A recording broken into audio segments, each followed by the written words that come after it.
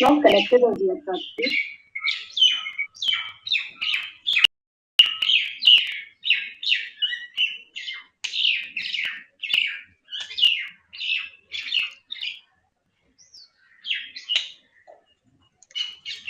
Hi, Jyot. Welcome to the SECHI's inaugural event. Hi, thank you so much. Who is this? So, Was it Saraswati or Divya? yeah, this is Saraswati. Okay, Are okay. are you able to see me? No. Acha, okay. One No second. worries. Yeah, I can see you now.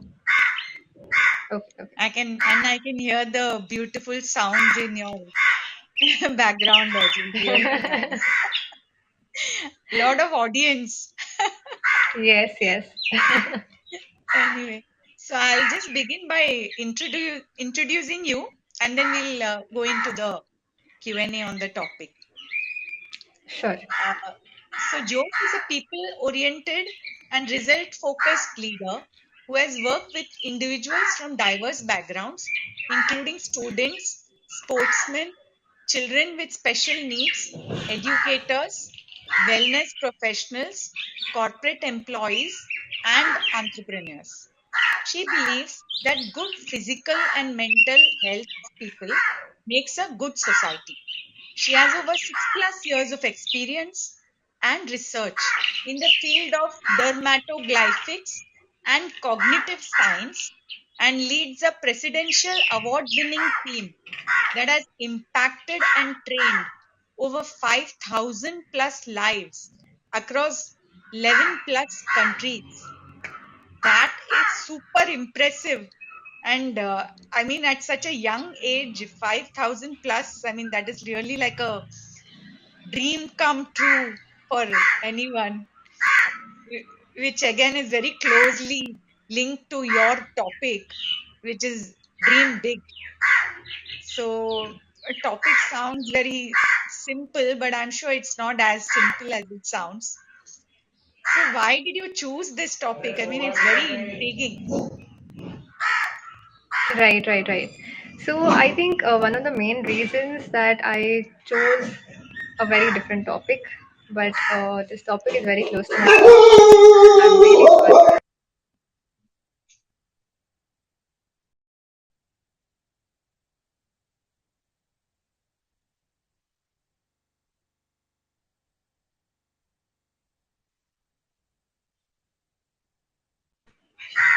Yeah, really sorry.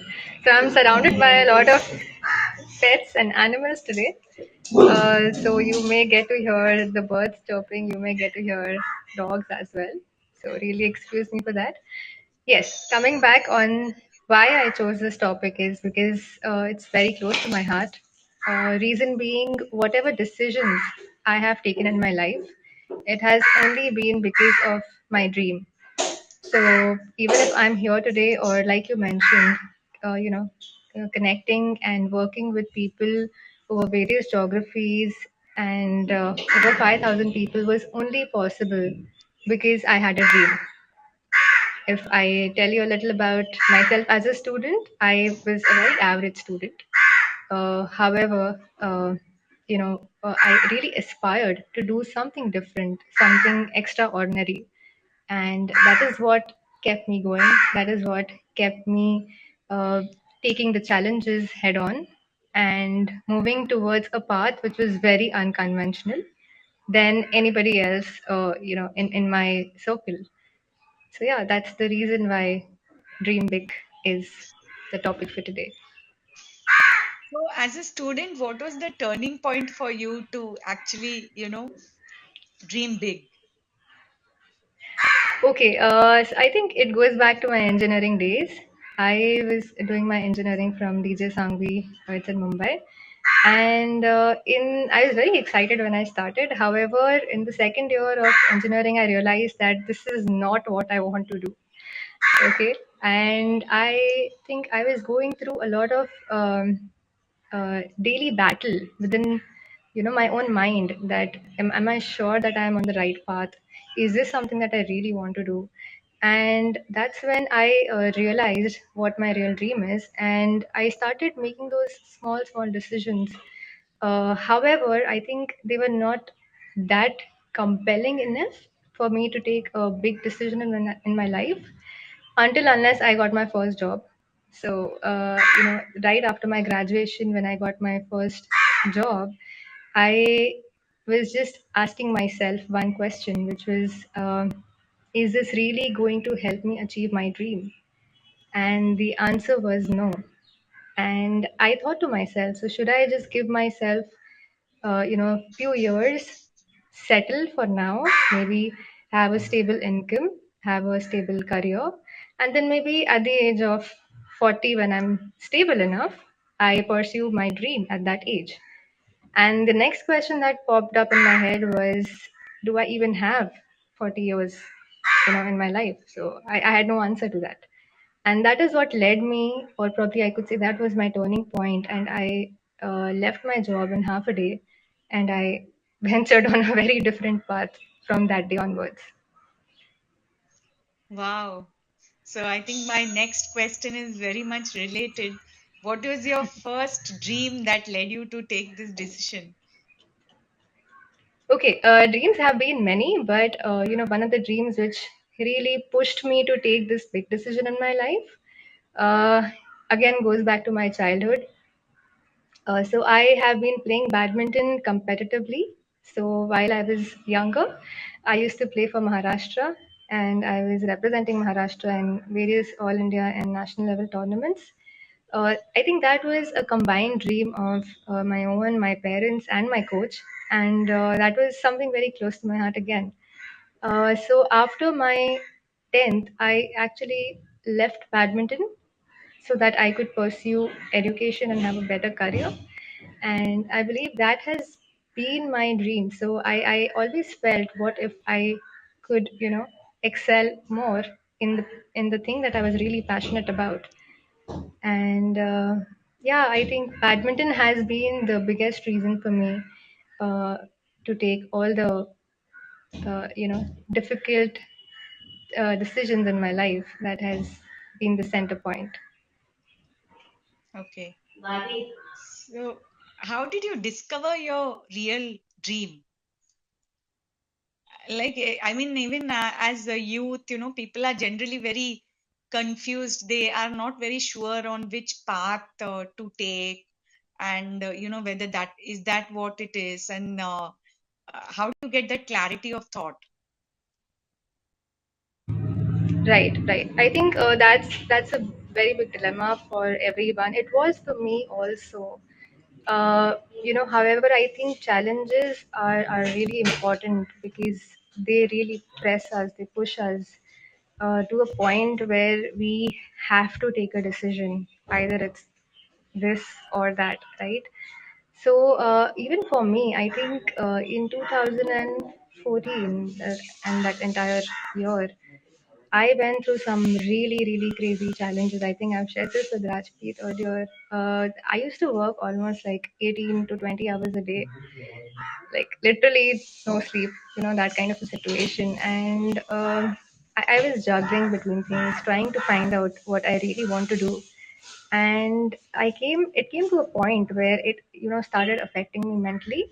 And it started to uh, probably challenge me in a very different way, which is something I'd never dealt with earlier.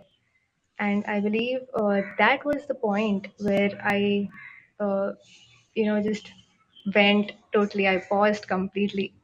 I took a big pause, and I started to think. I started to ponder, or maybe introspect, going back to my childhood. What is it that I really love doing? What is it that gives me happiness?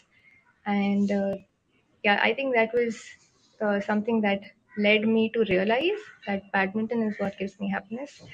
And looking at that smile on my parents' face when I achieve something big in life is what really gives me happiness. And that instant, I realized it is my dream. However, I think it is not a one-day process. It was something that was very gradual. It kept on coming day after day, until unless I could really have the courage to even go back and tell my parents that this is my dream, this is what I want to do after my entire graduation was over. So it was a very tough moment, to be honest. That's a great lesson for a lot of us to learn, and thanks for sharing that. So that leads me on to the next question, uh, which I think you have anyway, in a way, answered, but still specifically, how do you cope with it if you fail in your dreams and then, you come back and want to change your path? Yeah, I think that's a very important question, I would say. And I think I go through that even today. So my dreams keep changing, right? We keep evolving, and we keep facing a situation where we just keep running in some direction, and then we realize that, okay, we have to make some amends in the path that we have taken. So, yeah, I think it is something wherein I would say what really helped me was the support of the entire family, the team that I've been working with, and of course, your friends. So you have to create your own support system. I believe for me, my coach has definitely been someone who believes in me, and that's a very big support system for me. So we tend to jump on a path which may not lead us directly to where we want to go. However, when you have the support system with you, things become really easy. And of course, the disappointment is there, but when you are able to talk it out to the ones who support you, it the entire journey becomes much more smooth. So that has been talking about myself. I have been a complete introvert all my life. So I would never have someone to support me because people would never know what's going on in my mind. And I think that is one big change which I brought about in myself after I actually started pursuing my dream. And yeah, I think once I had the support system, then things were very different. Yeah. Thanks for sharing that. Uh, so now, coming to one of my last questions, living a dream, is it only for the lucky ones, or is there some secret formula or a step-by-step process by which you can go through this path? Right, right. Absolutely. So I think I would like to give an analogy here. So, living a dream is very similar to learning how to walk or maybe learning how to run. Okay, imagine when we are babies, we don't really know how to walk, right? But we learn uh, with the support of people who are already walking, correct? However, imagine if a baby was born and he had no one around to teach him, to show him how to walk, okay, how to get up again when they fall.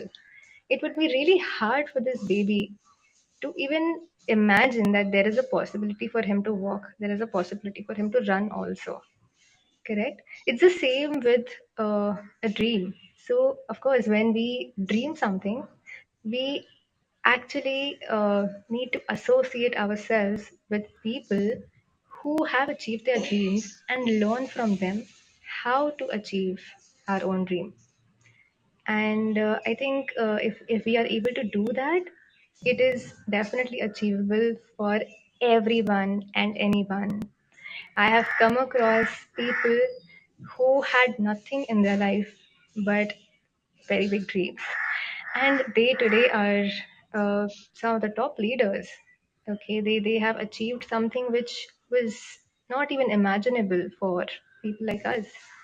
So, of course, it is not for the lucky ones. It is for everyone and anyone who has a dream and an intent to probably, intent, and I would say the willingness to learn, to be okay to fail, and get up again and keep trying again till the time you learn how to actually make your dreams come true. And it's not about just one dream coming true. Once you learn the system, right, how it works, then you can definitely go on to achieve your next dream. and extreme and extreme. So that's how it is. That's really inspirational. So I read in Thank your you. background that you did research in the field of dermatoglyphics. I just wanted to understand what that was. Just went over my head. Yeah, it did go over my head the first time I came across the term. So, dermatoglyphics is, let me break that word down for you. It'll be easier to understand. So, derma is skin, Right. and the glyphics are the carvings on the skin. So, dermatoglyphics is the scientific study of one's fingerprints. A I scientific hope that study of fingerprints. fingerprints. Okay. Very, That's very correct. interesting. Very interesting. Very interesting indeed. So Yes. what do you get from reading people's fingerprints? Like you can, uh, So, where is this generally used? okay. So, basically, let me give you a little background of, or maybe logic behind why fingerprints can help us decode even a single bit about ourselves. So, the logic goes like this: that when the child is in the mother's womb between the 13th and the 19th week, the development of the brain and the fingers happens at the same time. So, the way our brain is actually mapped is depicted on the tip of our fingers. It's not just fingers, Okay. it is also the other parts, like it could be on our footprints, it could be on our palm. So, this is a very huge field of study. There's a lot of research also going on in this field, wherein we can actually identify what is our hidden talent, something that takes us years to discover, a lot of mistakes to go through, right, and then realize. Or sometimes people end up living their entire life, but they are not really aware of what their true potential was, right? So the fingerprints can definitely help us understand more about our own strengths, our weaknesses, or blind spots. Uh, our potential. What is it that we are really, really good at naturally? Okay. And that kind of gives a lot of confidence, right? Because even if I just give you maybe an example of my own self, so I had, okay, so my heart used to go in a certain direction, but my mind always used to question that whether is this something that is definitely meant for me? And that's where I would go back, check with my parents, check with my friends, and my decision would, start changing according to what the other thought processes are. But when I really even got to know more about myself through dermatoglyphics, I realized that whatever my heart's calling was, it was something which was my inborn potential. I should have just gone ahead with it without having to think twice about it. So yeah, Understood. that's the Understood. inborn potential, and there's right now a lot of research going on in the field of medicine as well, on how Right, we right, can right. identify, what kind of illnesses a person can have in the future. So I think somewhere you can link that back to your dreams also, right? I mean, just to see Yeah, that, you know, whether what you are having inborn is what you eventually is your passion also, which helps you to achieve it. absolutely, absolutely, very true. Thank you, Jyot. Yeah, very, very enlightening session. So, any message for the Sechi's audience? Sure, I think the message is very simple. Do not complicate your life. Just dream big and be a learner all your life. I think there's a lot to learn. There's a lot to, you need to constantly keep on evolving yourself. So, wherever you are, whatever you're doing, just believe in yourself, your heart, whatever it says, and follow it. Thank you, Jyot. Thank you so much. Oh, my Actually, pleasure. Thanks, Jyot. Thanks, Saras. So I would like to add that Jyot, you've been supporting Sechis for a very long time now, and I think it's really great to have you again. This must be your third or fourth, I think, presence. And Jyot is an expert with us, and she takes a lot of sessions on mind engineering and very interesting topics for left brain, right brain coordination. So I think I would encourage the viewers who are watching this YouTube live session to do visit her page on the Sechis platform. And also, Jyot has accolades like the President's Award in her field, in dermatoglyphics and some of the other work that she has done. So, Jyot, it's great to have you with us today, and we look forward to engaging with you in future. Thank you. Same here, same here. Thank you so much, Thank Rajpreet. you. Always a pleasure.